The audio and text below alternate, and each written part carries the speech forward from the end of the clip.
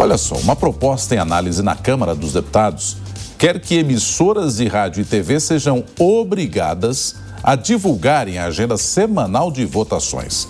Especialistas consideram a medida inconstitucional. E você tem os detalhes na reportagem do Daniel Lia.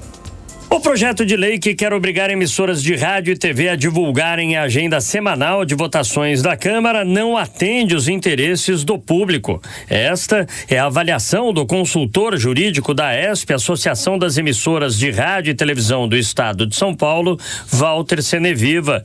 De acordo com ele, como se não bastasse a obrigatoriedade da Voz do Brasil, o Legislativo quer impor mais interferências. A interferência da Voz do Brasil é muito ruim e é lamentável a insistência com esse tipo de iniciativa que quebra a programação, que desorganiza a programação e que, no fim das contas, não respeita o interesse do telespectador e do rádio ouvinte que desejaria poder escolher seus conteúdos por conta própria. Portanto, não há interesse público e nem há obrigação das emissoras, por serem concessões, de irradiar avisos arbitrários do poder público. Pelo texto, as inserções devem ocorrer entre 6 e 22 horas. O material será produzido pela Câmara dos Deputados e enviado aos veículos com 48 horas de antecedência. Há ameaças às emissoras com aplicação de sanções em caso de descumprimento, que vão desde advertência e multa até a inclusão da infração no processo de renovação da concessão pública. O advogado especialista em direito de telecomunicações, Francisco Gomes Júnior, destaca que a ideia fere os princípios democráticos. Países que adotam essa linha de obrigação de transmissão de coisas estatais não são os países mais democráticos. Países democráticos, você tem que ter liberdade editorial, que faz parte do dia a dia de qualquer rádio ou de qualquer televisão, essa liberdade editorial, ou seja, o que eu vou transmitir e como eu vou transmitir, e não ser obrigado a transmitir um conteúdo. Ele acrescenta que o Legislativo já possui seus canais de divulgação.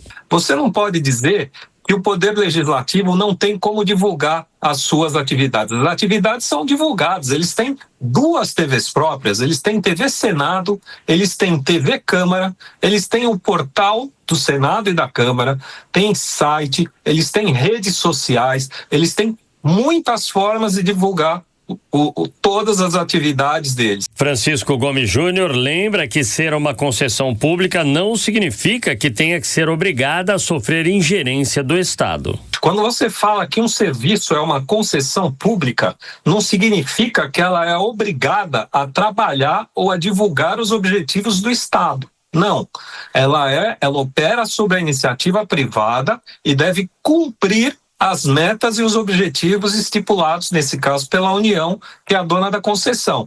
E não que você seja obrigado a ficar reproduzindo conteúdo que a União queira. Quer dizer, a própria Constituição Federal, ela regula a liberdade econômica, que é um princípio fundamental. Walter Seneviva traça um paralelo no que diz respeito às concessões.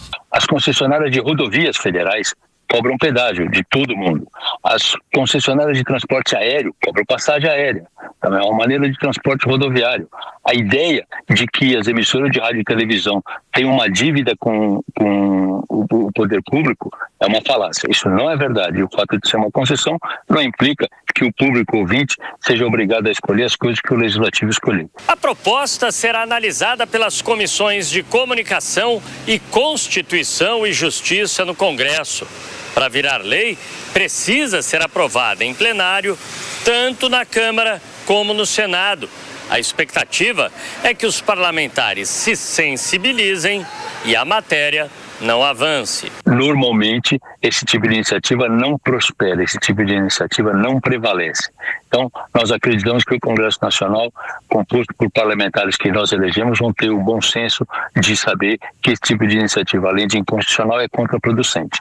Se, por causa das circunstâncias do processo legislativo, ela viesse a ser aprovada e viesse a ser sancionada pelo Presidente da República, certamente haveria contestação, não só por parte das emissoras, mas dos ouvintes em geral. Os especialistas prevêem judicialização caso o Congresso aprove o tema.